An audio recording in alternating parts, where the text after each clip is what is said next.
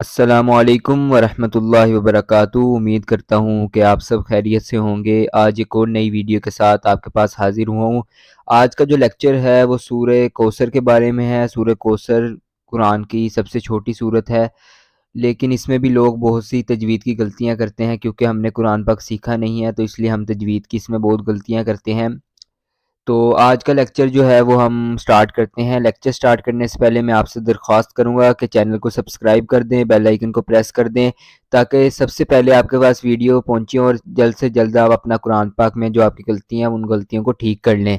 Video کو آخر تک ضرور دیکھا کریں، کیونکہ ویڈیو کو آپ اگر آخر تک نہیں دیکھیں گے تو آپ کو سمجھ نہیں آئے گی کہ میں آپ کو کیا سمجھانا چاہ رہا ہوں، تو آپ اپنی غلطیاں ٹھیک نہیں کر پائیں گے۔ آپ ویڈیو پورا دیکھا کریں، انشاءاللہ آپ جلد ہی صحیح طرح قرآن پاک پڑھنا سیکھ جائیں گے۔ تو آج کا لیکچر ہم سٹارٹ کرتے ہیں۔ جو سورہ کوثر ہے وہ مکی صورت ہے۔ آپ کو میں نے پہلے بھی بتایا تھا، جو صورت مکہ مکرمہ میں نازل ہوتی ہے وہ مکی صورت ہوتی ہے، جو مدینہ منورہ میں نازل ہوتی ہے وہ مدنی صورت ہوتی ہے۔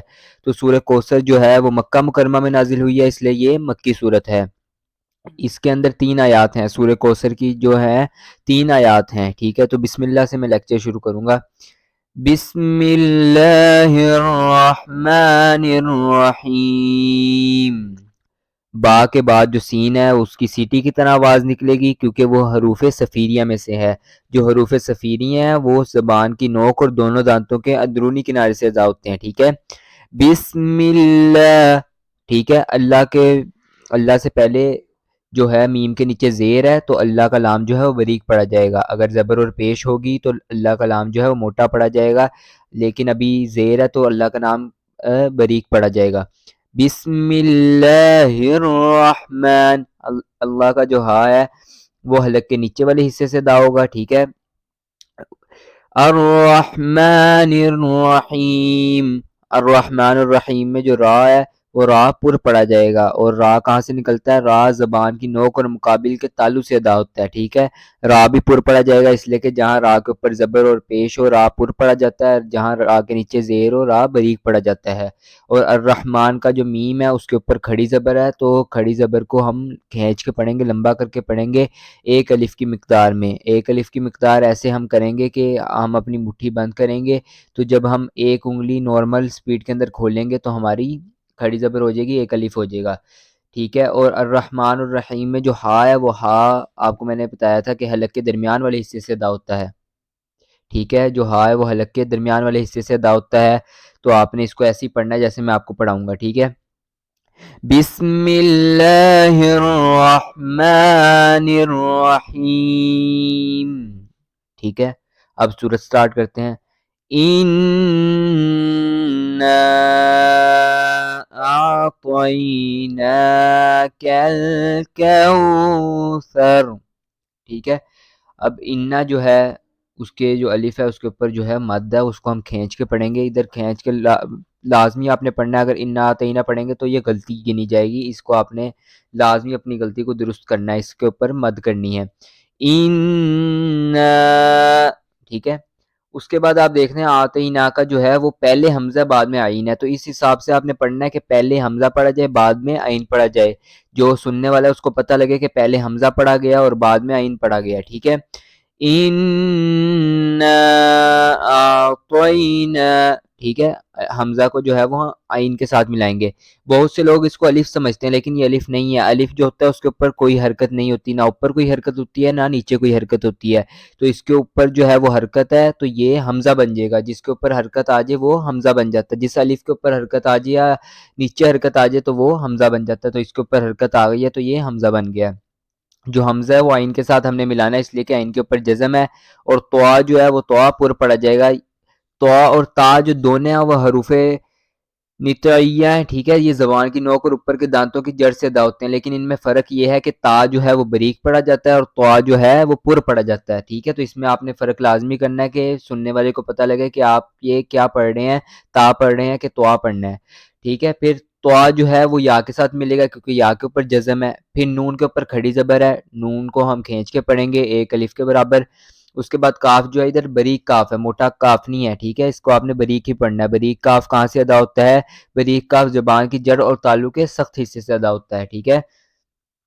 اِنَّا أَعْطَيْنَاكَ الْكَوْثَرَ.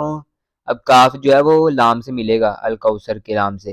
جب یہ کاف لام سے مل جائے گا تو جو بیچ میں الف ہے وہ ساکن ہو جائے گا، وہ نہیں پڑھا جائے گا. ٹھیک ہے، کاف لام سے ڈائریکٹ مل جائے گا کیونکہ لام کے اوپر جزم ہے تو کاف لام سے مل جائے گا. اس کے بعد جو کوثر ہے اس کے اوپر جو کاف ہے وہ واو کے ساتھ ملے گا کیونکہ واو کے اوپر جزم ہے، اور ادھر بھی کاف جو ہے وہ بریک ہے.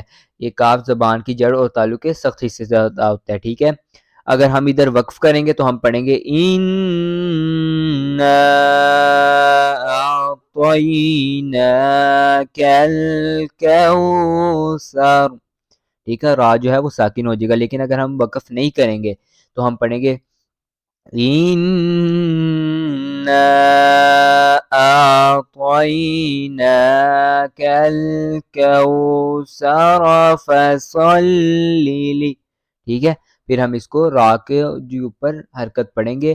لیکن اگر ہم ادھر وقف کریں گے تو ہم را کے اوپر حرکت نہیں پڑھیں گے بلکہ را کو ساکن پڑھیں گے. ٹھیک ہے، اب اگلی آیت ہم پڑھتے ہیں فَصَلِّ لِرَبِّكَ وَانْحَرْ.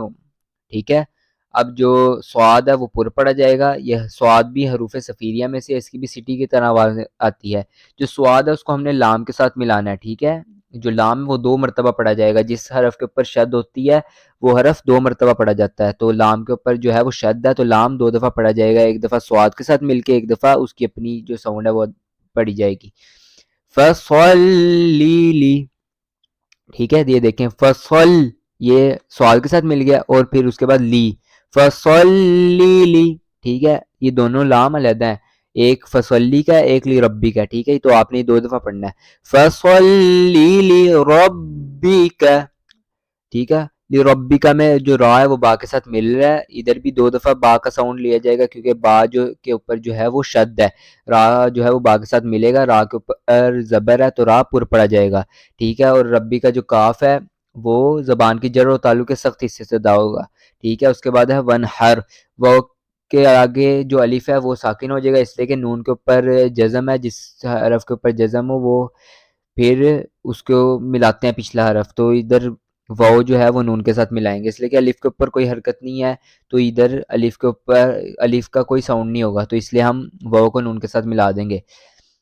ٹھیک ہے، اور ہا کو را کے ساتھ ملا دیں گے اس لیے کہ یہاں پہ یہ ساکن بھی نہیں ہو سکتا، اس لیے کہ یہ ایسے ہی پڑھا جائے گا، اس لیے کہ را کے اوپر کوئی حرکت نہیں ہے، یہ ویسے ہی ساکن ہے. إِنَّا أَعْطَيْنَاكَ الْكَوْثَرَ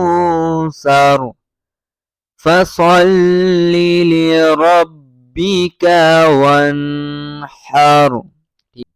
إِنَّ شَانِئَكَ هُوَ الْأَبْتَرُ. ٹھیک ہے، اب آخری آیت میں آپ کو سمجھانے لگوں. جو حمزہ ہے وہ نون کے ساتھ ملے گا اِنّا. ٹھیک ہے، شانی آکا آپ کو نظر آ رہا ہے. ادھر ہم شانی آکا میں جو ہے وہ حمزہ پڑھیں گے، عین نہیں پڑھیں گے. اور ادھر کافی لوگ جھٹکا دیتے ہیں شانی آکا، اس لیے کہ ادھر جھٹکا نہیں دیا جائے گا اس لیے کہ اس کے ساتھ الف ہے، حمزہ نہیں ہے. اگر حمزہ ہوتا پھر جھٹکا دیا جاتا. شانی آکا نون کے بعد حمزہ ہے تو ادھر ہم عین کی آواز نہیں نکالیں گے، حمزہ کی آواز نکالیں گے. اس کے بعد جو ہوول ابتر. ٹھیک ہے، جو ہوول ابتر ہے اس کا جو ہا ہے وہ ہا جو ہے وہ حلق کے نیچے والے حصے سے دا ہوگا، اور اب جو با ہے وہ اس کے اوپر کلکلا ہوگا. ٹھیک ہے، الف جو ہے وہ با کے ساتھ ملے گا اور تر آگے ویسی آئے جیسے میں نے آپ کو بتایا تھا کہ ساکن ہو جائے گا تو یہ ایسی ہوگا. ٹھیک ہے، ایک دفعہ میں آپ کو اس کو حدر میں پڑھا دیتا ہوں تاکہ آپ کو سمجھ آ جائے. بسم اللہ الرحمن الرحیم. إِنَّا أَعْطَيْنَاكَ الْكَوْثَرَ فَصَلِّ لِرَبِّكَ وَانْحَرْ إِنَّ شَانِئَكَ هُوَ الْأَبْتَرُ. ٹھیک ہے، آج کا لیکچر ہم ادھر ہی ختم کرتے ہیں. ٹھیک ہے، آپ سے درخواست کروں گا کہ ہمارے چینل کو ضرور سبسکرائب کریں، ویڈیو کو ضرور لائک کیا کریں تاکہ میری حوصلہ افزائی ہو، اور انشاءاللہ آپ کو اور بھی نئی صورتوں کا میں انشاءاللہ ریکارڈ کر کے اپلوڈ کروں گا، تو آپ چینل کو سبسکرائب کر لیں، بیل آئیکن کو ضرور پریس کیا کریں تاکہ آپ کو نوٹیفیکیشن آ جائے ویڈیو کا۔ انشاءاللہ اگلے لیکچر میں آپ سے ملاقات ہوگی۔ السلام علیکم ورحمۃ اللہ وبرکاتہ۔